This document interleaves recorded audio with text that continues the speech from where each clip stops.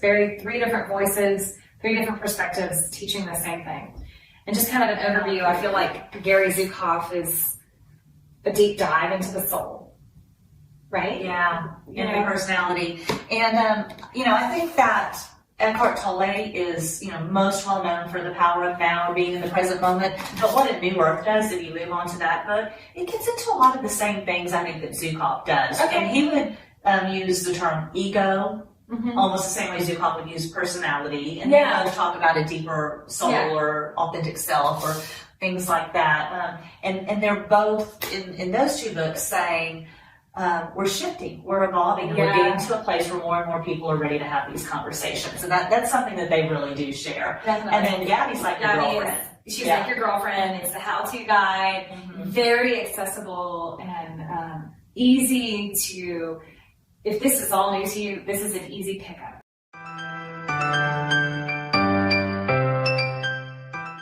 Welcome to the EnVibe Live podcast with Amy Parker and Cheryl Dunn. By tuning in, you are joining a community that will inspire you to increase balance, wellness, and joy in your life. We'll offer expert information and insightful conversations to help us all on our journey to live more in vibe. For more information and articles, remember to also check out our website at envibelife.com. That's EnVibeLife.com. And we're grateful that you're here.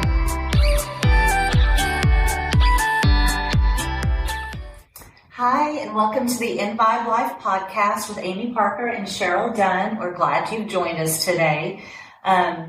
I feel like we always start by saying, Cheryl, that I'm so excited about this podcast today, but I'm so excited about this podcast today because Cheryl and I are both, first of all, avid readers in general, but there have been several books along the way that have made profound differences to us. Deepened our spiritual understanding. I think that's really more what we're talking about today is spiritual books, and we have nutrition books. We have tons of books we like, but today we're kind of introducing some of our favorite books that have helped us emotionally, spiritually on our path to wellness. I think the books we're talking about today, when we were deciding which ones we wanted to cover, we kept saying that was such a huge moment for me or such a big aha. And that's how we kind of chose where we're going today. So where do you think we should start? Which book should we begin with? So I think we should start with Gary Zukav's The Seat of the Soul. Love it. Now I have his 25th anniversary edition with the study guide in it. And if anyone can see on video mine is much older and falling apart.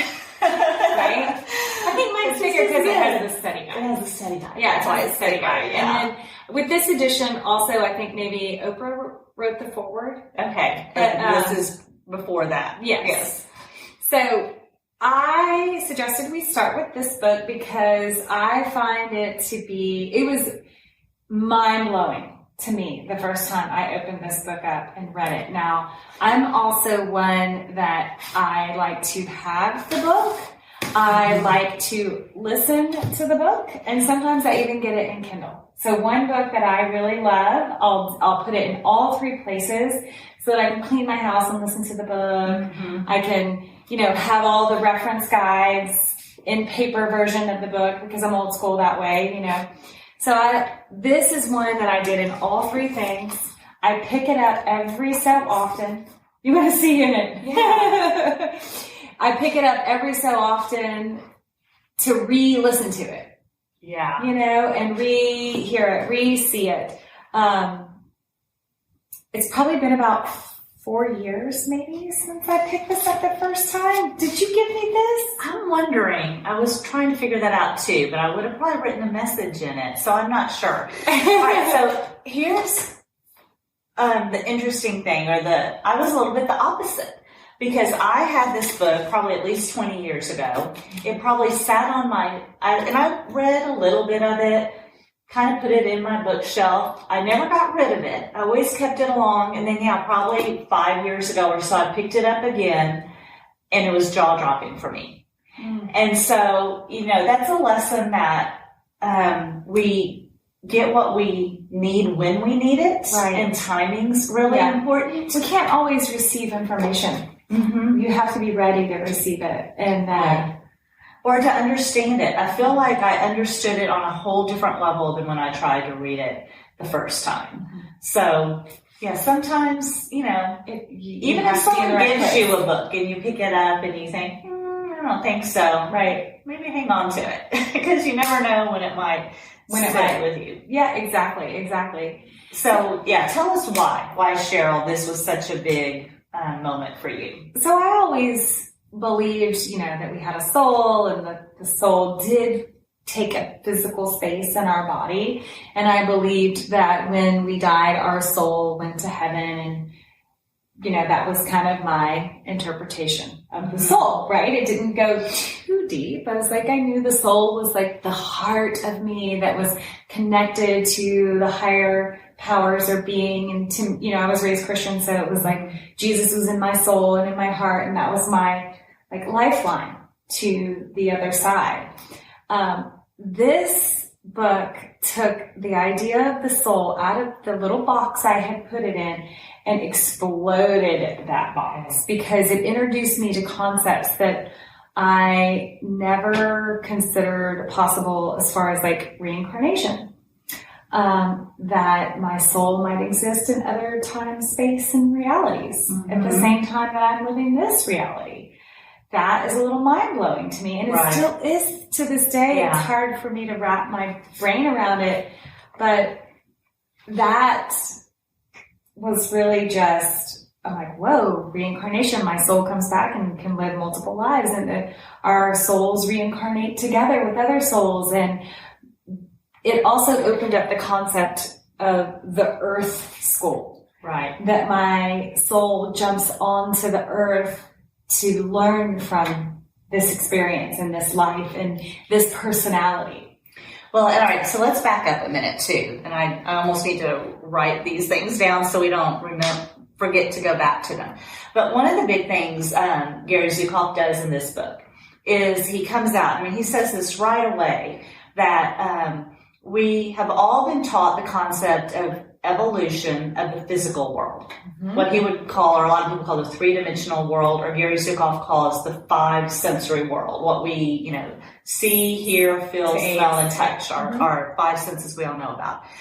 And that we all accept that that's been evolving over time. And where it is today is different than where it was 100 years ago, or 200 years before that, or 1,000 years before that, or 1,000,000 years before that.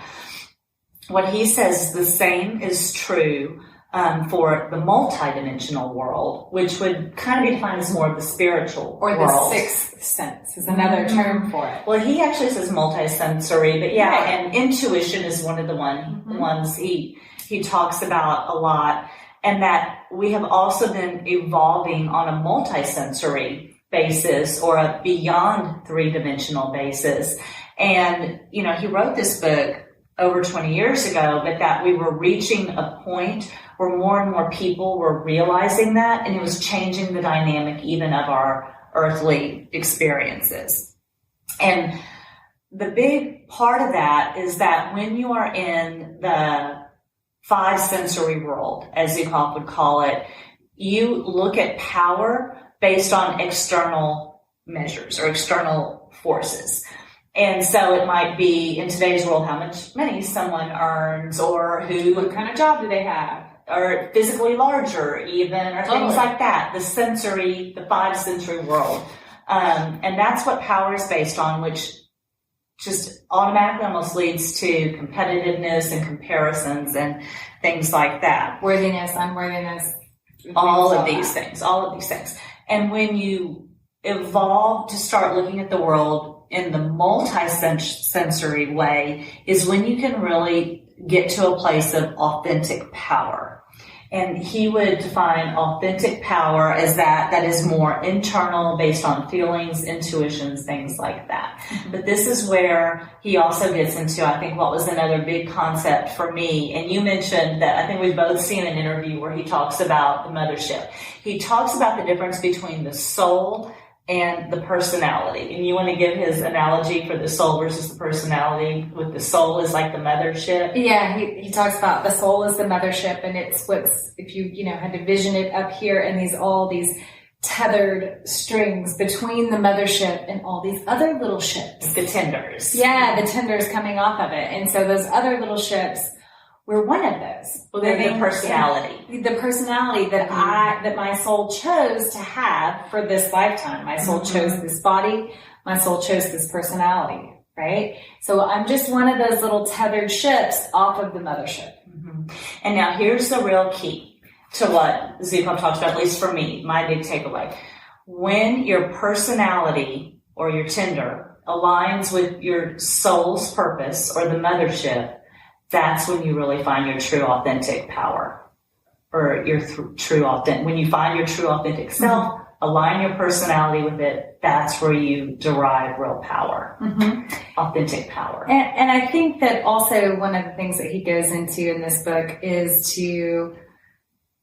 when you're in that, multisensory observance, and that you realize that exists, that's when you start to put more merit and weight into your intuition. Yeah. And learning how to hear it, sense it, feel it, know how it talks to you, and trust where it's coming from. Someone that's living in the 5 sensory world might just think it's, whatever. I'm kind of ignore it, or not tune into it, or not put too much value into it. Where that multi-sensory experience, you're really learning, how can I hear it more? How can I tune into it more? How can I, really get that guidance? Because that is not only is it your authentic power, but that's kind of like when you're in the flow and you just feel you've made the right choice. And when you're making choices, that you've made choices that align with the mothership,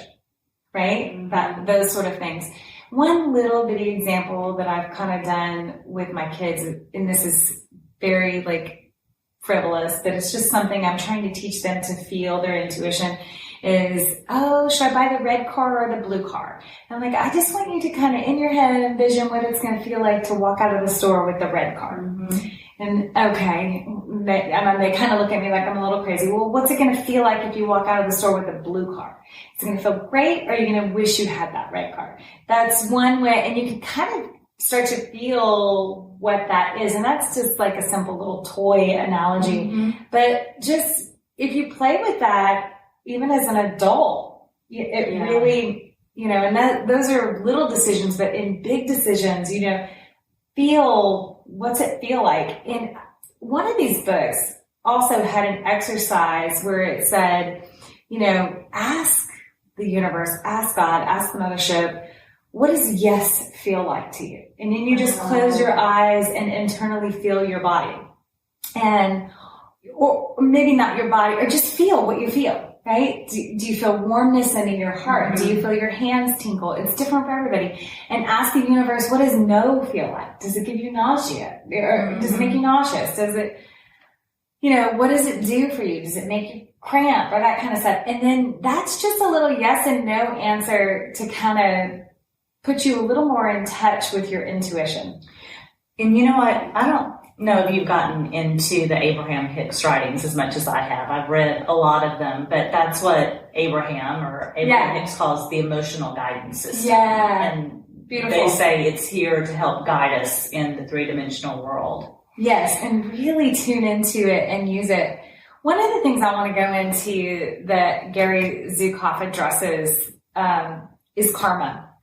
And I feel like karma is a word that's thrown around frivolously. And he makes a really good case for it. He says, the universe does not judge. Right. There is no judgment. And so we kind of sometimes think, oh, that's your karma. You did something bad happened to you. He said that's not it. It's kind of more energetically of what you put out. So if your intention is love and light, that's what you see and bring back into your world. But if you have kind of a fight going on internally, then that's what you draw into your world. That's more of a karma definition from his perspective. Sort of like law of attraction. Very much that's how I took it, as similar to law of attraction. And so he talks about intentionality, creating very clear intentions with what you're looking for. And I know, I probably talked about this on one of the podcasts too. There was a situation that I was going into that sometimes I kind of dreaded it. I'm like, ugh. But this time I had said, you know what? It's just going to be awesome today. It's going to be great. Everyone's going to get along. It's going to be fun. We're going to laugh. We're going to smile. And I set that intention before I went into the setting. And I didn't even think about that the whole time I was there. And when I left, I was like, you know what? That was really fun. It was really fun. There was no petty stuff going on. There was no backstabbing or gossiping, or, we laughed and we had a good time. It was just really fun. But I made a purpose to set that clear intention. I did that recently also. After you did that, I had to go to a family event where there were some tensions in the family, and I just kind of set my intention of, I just want to have fun, enjoy each other. It was not a fun occasion. It was a passing in the family. Yeah. But, we are here out of love, and that's all. Yeah, we're here out of love and respect, and that's all. I'm not going to let any of the other stuff, even if I feel it, get in the way of it. That's what we're here for. Yeah. And then, I think we walked away thinking that was a beautiful thing to have been a part of and learned and about, the person and things like that too. I also want to go back before we move on to the next book and talk about the Earth Scroll. The Earth School, that we talked about. Yeah. And so I do think it's important, at least in my interpretation. And gosh, with Gary Zukav, he's got a website, he has seminars, he has classes. Go check it out. We're just trying to introduce. Tapping. Even what we're pulling out of this book is 1%. Go to the book, go to his information. In saying that we're moving from a 5-sensory perception or world into a multisensory perception or world, that doesn't mean that those 5 senses are bad. That is still part of the Earth School, and it's really important tools for too. us. And so that's how we learn. And what changes, or the multisensory realization, is that whatever is happening to you in that physical world is for a reason, and that reason is for you to learn. That's beautiful you said that, because I just looked over at my notes and noticed there was one sentence that I bolded and highlighted, and it says, every experience reflects your intention. And it might be an intention on a soul level. Yes. Keep that in mind. That's important. Yes, because sometimes we go through life and we're not making intentions on or a conscious you think, level. I would never want my business to have a hard time. What do you mean this is my intention? Like, your soul might still think that moment is an important lesson for you. There's a tool for you to learn from it, Whew, there's a lot of things sometimes you might go through experiences many times and it's a little frustrating. I truly believe the universe, or God, as I would say, will teach you the lesson however you're able to learn it. And so if that's what it takes to catch your attention and you just really need to learn that lesson, I personally believe you'll learn it in whatever way God needs you to learn it. And you might be going through the same experience over and over and over until you learn it. Right. Which is, not easy. And so let's set our intention now, Cheryl. We're going to learn through only joy. Right. That's what I intend. Only joy and fun and parties and And oh my goodness, the last few days in Austin, have you seen the monarch butterflies? We're having a monarch butterfly migration through Austin. It is magical and amazing. And they have a path through my backyard. It is amazing. That's awesome. It is, yeah. We'll have to walk out there when we're done with this and see if we see them. Okay. Anything else about Gary Zukav? I think one more little detail, and this is, I'm probably not the great person to explain it, is he talks often about the splintered personality. Oh. And that's the struggle between choosing what your what your personality wants versus what your soul wants, and how those sometimes can be at conflict. And one of the examples he gave was your charitable side versus your vindictive side in regards to maybe someone who broke into your home, right? And so he's like, whatever side of you is stronger at the moment is going to be the side that comes out more in that situation. Not saying that you should be okay with someone breaking into your home, Right. but instead of having this like built up anger around them, you can still want justice to be had, but you, on a soul level, you understand that they probably broke into your home because they are not in a good place. You still have compassion for humanity. Yeah. Yes. So it was just interesting because he talks about the splintered soul often, and that's the struggle between the personality or the ego and the soul. And that there is more peace and calm and joy when you can align with your soul versus your personality. Okay. Does that make sense? It makes a lot of sense. Yeah. But this book was just, I have to say it 100 times. It was mind-blowing to me. I was just like, oh. And I couldn't believe, again, for me, how long I had it on a shelf. Yeah. That it's like 15 years I missed out on, or something like that. Right. That I wasn't ready for. Right. And I'm telling you, even getting ready for this podcast, I listened to it a lot because I didn't have a lot of sit-down time, but I was just listening to it in my car, listening to it when I was getting ready in the morning, was just listening to it. And I'm like, I could listen to this 100 times and learn something new every time. Maybe I need to download the audiobook. Oh, the audio. I'm an audiobook junkie. That's how I can get through so many books. That's how I'm getting on. Okay, so I think next we should move on to Eckhart Tolle. Yeah. And this is why. Because, all right, so we just talked about... Show your books for here, people that like to watch. Well, I think, the power of now to me is 101. You might have given me that book. Maybe. I really feel like the power of now, if you were going to pick one book, pick the power of now. Mm-hmm. It is about being in the present moment. It's an easy read, too. It is a fact. Gary Zukav is not an easy read. And then I also have A New Earth here, although I really thought we'd talk more about the power of now today. A New Earth is his second, but in a lot of ways more well-known, I think, or more well-studied. But the reason I think the power of now is important and why I think it's 101 is I think learning to be in the present moment is like the gateway to mindfulness, to getting in touch with that intuition, it's how you move from the five sensory world into the multisensory perception. It's how you learn to listen to those gut feelings in your heart. It's by learning to be in the present moment. And so I feel like when you say being in the present moment means being in the now. Being in the now means being in the present moment.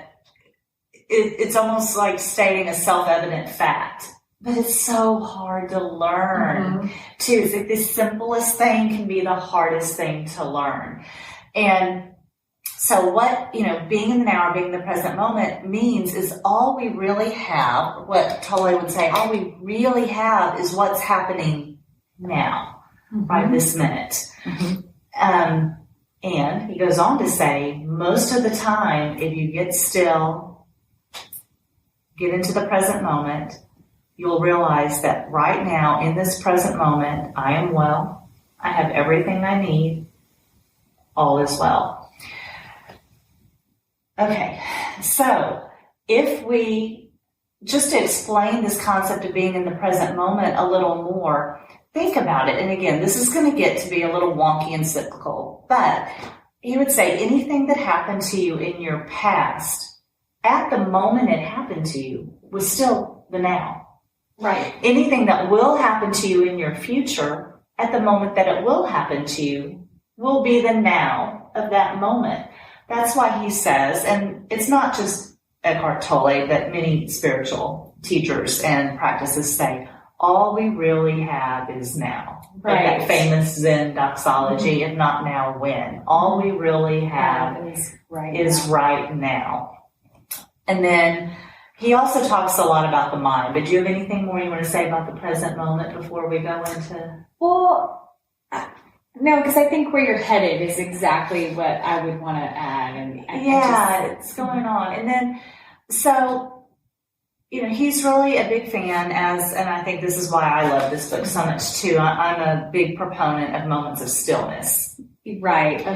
Because really to get into the present moment or the now, you need stillness. And, what we have developed, and again, like Zukav would say, it's what we've developed for the 5 sensory world, is we rely on the mind a lot, or our thoughts, and we become over-dependent on the mind and our thoughts, which the mind is fantastically useful. It gets us from point A to point B, and even creativity is how, creativity in my... Yeah. Totally. Understanding or philosophy is how the divine meets the 3D world. It's through a process of creativity, and you need the mind for that. It's a beautiful divine part of our being. But you can get overly caught up in your mind and your thoughts. Yes. Or just like you can think that your physical 5-dimensional surroundings are what is real, you can also think that what your thoughts hold are more real. And that's not true. And they're fleeting. They're not. And so, what you want is moments of stillness where you can be free from your thoughts. Or another way of looking at it is getting to the point where you can observe your thoughts. If when you're there, I know a lot of people, and we've talked about this many times, when they meditate say, oh, I can't meditate, I have too many thoughts running through my mind. You're going to have thoughts. I mean, you have a mind. You're going to have thoughts.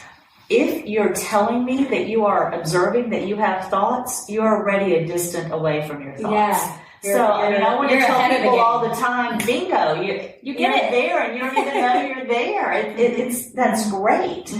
Because you want to learn that you are not your thoughts. You are not your thoughts. You are that which is observing your thoughts. Yes. That's the real you. If there's a part of your being. Is the mothership. Exactly. That's why these people are all saying the same thing in different ways. And I mean, I've read dozens and dozens and dozens of spiritual books at this point. They all get to the same thing, really. It's just different interpretations, partly because we can something that's going to resonate differently with each of us. So it's great to have many different messengers. And what might click with me in 1993 might be different than what clicks with me in 2020, and completely shown that that's happened. Yeah. And one person explained this to me when we were actually referring to not necessarily books, but we were referring to Christianity and the different churches, Catholic, Baptist, Methodist, all those different things. And it was really brilliant. So we live in Austin, Texas, and San Antonio is south of us, and I-35 is the main thoroughfare to get there. So this person explained it beautifully. They're like, all right, heaven is in San Antonio, right?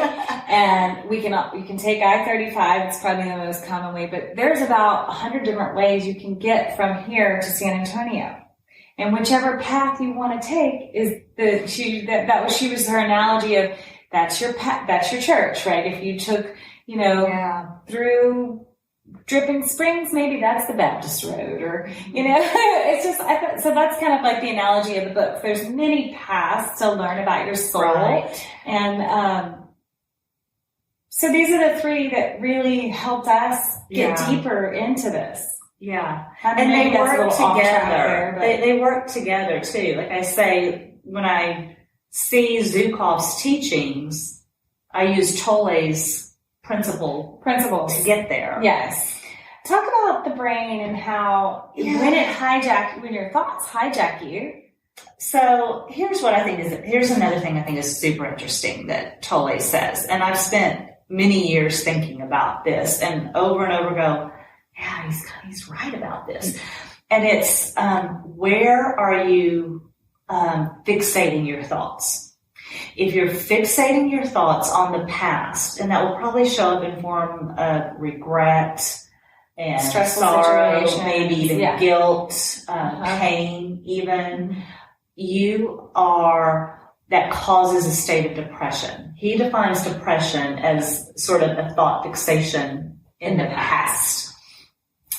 The converse would be if you spend a lot of time fixating on thoughts of the future, particularly fear, uncertainty, desperation, lack of stability. Almost everything that's coming out of my mouth is some form of fear, but all of those different things, that is what we view as anxiety. And so he says that both depression and anxiety are an inability to be in the present moment.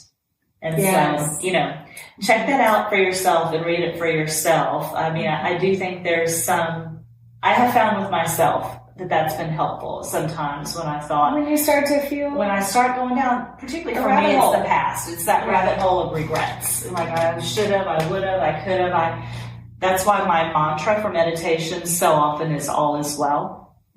I am here and now is another good one.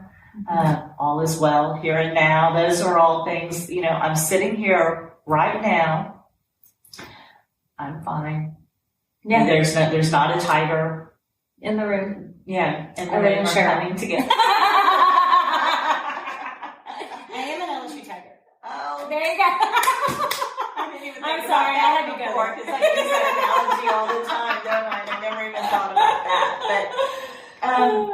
But I think it's a useful tool, whether it's for bigger meaning in your life or for those moments you need to get out of your mind.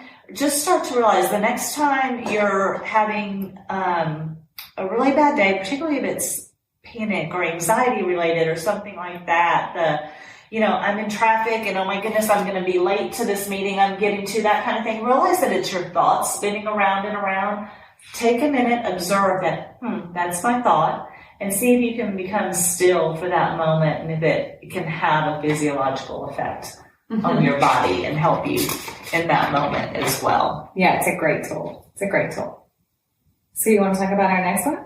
I think so. So here's what I think. And so I think that Zukav is,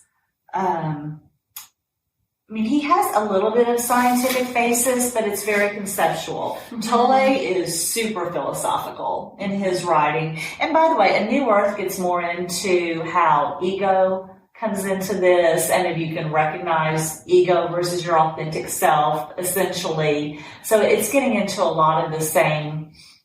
Once you learn your authentic self, it frees you or liberates you from a lot of the trappings of what Zukav would call the five-dimensional world. Right. The next person we want to talk about, it has been a huge influence on you, right? Yes. And that's Gabby Bernstein. And what I like about Gabby Bernstein, she talks about and writes about all the same things that these guys and everyone else does, but she gives, I feel like, almost more of a how-to guide to navigate some of these things, or a real world, you know, your girlfriend, very tangible things. Your, you know, next door neighbor, like you really can relate to how she puts it. Definitely.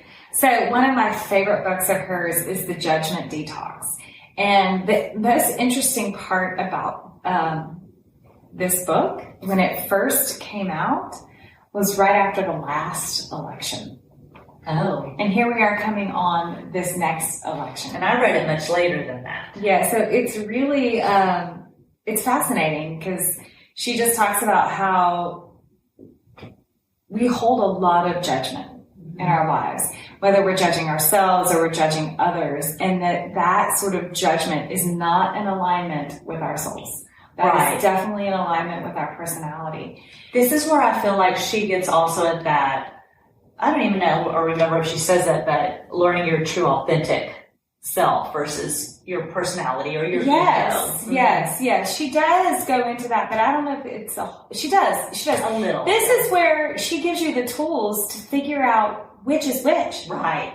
You know, the tools is like, is that my personality or is that, you know, she has this one little thing in the very beginning where she talks about make a chart and list 15 judgments. And when you start listing all these little, I judged her for wearing that.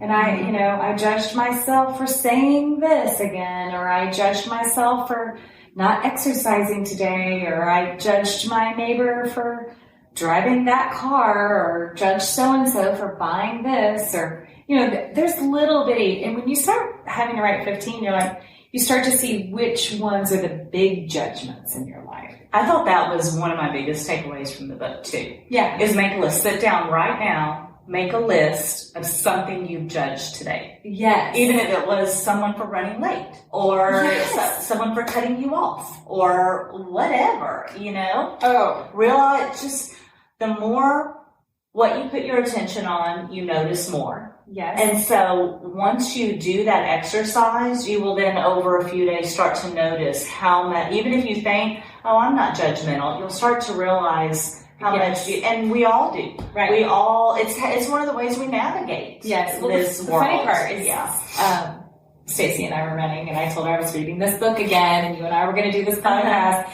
And she goes, you and I are just not that judgmental. We're not very judgmental. I'm like, when I am done with this podcast, I'm going to give you that book. We're not really that judgmental people, but when you read this book, you're like, holy moly. And the weird part is a long time ago, it's been a long time since I said this because I've realized how powerful words are. So I'm trying to choose my words carefully. But I used to say all the time, I don't judge other people very much, but I judge myself a lot and put myself up to a high standard. I don't expect the same of others. Now I realize how detrimental I was being to myself. And when in step one, because this is a step, she gives you 6 steps on doing really. It's a how-to. It's a how-to. The very first step is notice your judgment without judgment. Right. You know, don't judge yourself for having, notice it. And then she goes into how to do that. And she helps you discover that there's usually underlying wounds that create our judgments. Like, it's interesting. I was having a conversation about judgments, and this person was saying how they were so hard on other people that worked for them, right? And I thought, well, maybe, and they really wanted that person to understand, you work for me, I don't work for you. And I thought, well, maybe some of that the wound could be someone at one point treated them like the low man on the totem pole. And so now that they're not the low man on the totem pole, they need to make sure that those people feel that they're the low man on the totem pole. Mm-hmm. So there's always this underlying wound that we create our judgments by. Like maybe I'm judging myself so hard on making sure that I eat right because maybe there was somebody said something to me at one point that made me feel you have to do some deep dives. You do some deep dives into what your wounds are and why you hold judgments on people. So that's good. Well, that's step 2. I want to talk about that for a minute too, though, because I haven't followed this book as intensely as you have. But I think part of it was because I read it after I'd done a lot of this work, the advice of other people. Yeah. And I do think that one of the most profound lessons I have learned in life is how much I judged myself. Yeah. And we all do. Yes. And so learning to start recognizing when I judged myself, and now even when other people judge them, that's been a huge lesson to me. Even like I said, well, remember the example I gave on people say, oh, I'm not good at meditation, because my thoughts are like, well, first of all, you just judged yourself. Yeah. And so, I mean, that's the first thing. I mean, be compassionate with yourself. And the bigger part of that is we cannot hope that anyone else will treat us in any way differently than we treat ourselves. Mm-hmm. So it starts with yourself. That's right. How do you talk to yourself? How do you view yourself? How do you treat yourself? Definitely. And it's not selfish. Well, it is selfish, but that's not negative. To starting with yourself isn't negative. You need to nurture yourself. Mm-hmm. And one of the ways, I think one of the most important first steps in that is releasing your judgment on yourself. Correct. So her next step that she does, she says, put love on the altar. And so, and that kind of goes back to what you're looking for, you will find, and she talks about the power of prayer and how just pray for help with your judgment. And whatever you pray to, or how you pray, or whatever, just if you put love on the altar, don't devalue the power of prayer. Really use that to help you see people in a different light. Because say you're judging someone because of something they did to you, right? That's a hard thing to get over, or not judge them when they have wronged you in some way or done something to you. So that's where I think sometimes prayer might be all you can pull out at the moment, right? Because you can't find it in yourself to not judge them for what they've done, right? So power of prayer is one of her tools that she gives. And she says that when you do that, that is when you start to see people for the first time in a different light. I believe that. And that is super powerful. And I think that helps people get out of what Eckhart Tolle was talking about, of running your brain in the past. Instead of your mind. Yes. And so, and it also brings up what Zukav was saying, is realize that everyone else has their curriculum they're learning here too, in this five-sensory world, this earth school. And so show some compassion to them, even if they've wronged you. It doesn't mean you have to be best friends. They don't have to be aware. You don't have to become best friends. But it's really yourself you're freeing from that cycle of and it doesn't mean you have to keep people in your life either. And you shouldn't always. Right. Because you do need to nurture yourself. And so you need to realize even people who are toxic for you, and which love yourself. She goes into cutting the cord. So she has some self-guided meditations in here. I think she gives a 6-step process of these 6 meditations of how to cut that judgment cord between someone you might be holding a lot of judgments towards. And that would also then bring your shadows to the light. Right. And the shadows are those underlying beliefs that you, or wounds. The underlying wounds are kind of how I understand the shadows to be. I think so too, yeah. And when you can bring those to the light, that's the lessons we're to learn in this earth school, is what those shadows are, how do we heal them, how do we get them to love and to God. And this all goes back to, Cheryl, what you and I have talked to before, that bridge to freedom. Yes. Is that you have to gain freedom from those shadows, those limiting beliefs, that negative self-talk, to start loving yourself and getting to the point where you have true freedom and liberation to live the life you truly want, the life where your personality is aligned with your authentic self. And that these 3 books really helped us do that. Right. And not that I always stay there. That's why I have to go back to the books and start over again. Or need to listen to a different person. And we're constantly finding new people now too, because it's a journey and it's a cycle. And they're just, what I want to really put out there, I hope everyone takes away, is there are a lot of resources out there for whatever resonates with you. Yes, completely. Because these 3 are really, like we said, 3 authors, 3 teachers. They're teaching the same basic principles, but really in different ways. In very different ways. And so, hopefully after listening to this, you'll be sparked to pick up one of their books and see which one resonates with you. But I do think that it's 3 different voices, 3 different perspectives teaching the same thing. And just kind of an overview, I feel like Gary Zukav is a deep dive into the soul, right? Yeah, and your personality. And, I think that Eckhart Tolle is, most well known for the power of now, or being in the present moment. But what A New Earth does, if you move on to that book, it gets into a lot of the same things I think that Zukav does. Okay. And he would use the term ego, almost the same way Zukav would use personality. And they both talk about a deeper soul or authentic self or things like that. And they're both, in those 2 books, saying, we're shifting, we're evolving, and we're getting to a place where more and more people are ready to have these conversations. And that's something that they really do share. Definitely. And then Gabby's like your girlfriend. She's like your girlfriend. It's the how-to guide, very accessible and easy to, if this is all new to you, this is an easy pickup.